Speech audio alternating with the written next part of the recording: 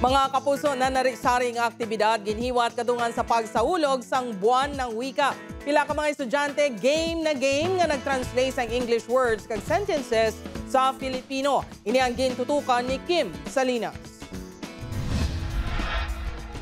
Tagsa kabulan sa Agosto, kinasaulog sa pungsod Pilipinas ang buwan ng wika.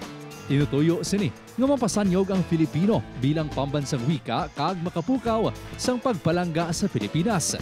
Sa pagtakop sang bulan, nagkalain-lain nga aktibidad ang ginpatigayon sa mga bulutuan.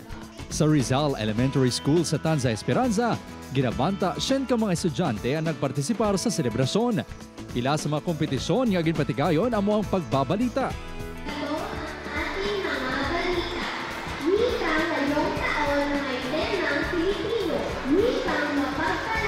Paghambal sa binalaybay. Mento sa pagkamit ng kalayaan at pagbabago. Pagsulat sang saraysay kag spelling. Agod matakos ang ihibalo sa mga estudyante sa kahiwatan, ginhangkat naton sila nga i-translate ang mga English nga tinaga kag sentences sa Filipino. Unang salita natin, you're welcome. Yes. Walang anuman. I am having a hard time studying. Ano yung Tagalog niyan? Nahihirapan ako mag-aral. Yay! Ang galing-galing! Sanggin pamangkot naman sang importansya sa lengguwahe nga Filipino sa ila bilang mga estudyante. Magkakaintindihan? Ang mga Pilipino.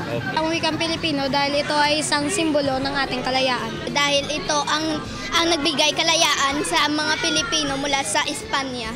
Ang mga aktibidad kag kompetisyon ang kabahin sang pagduso sa bulutuan nga ikabuhi ang simbolo sang selebrasyon.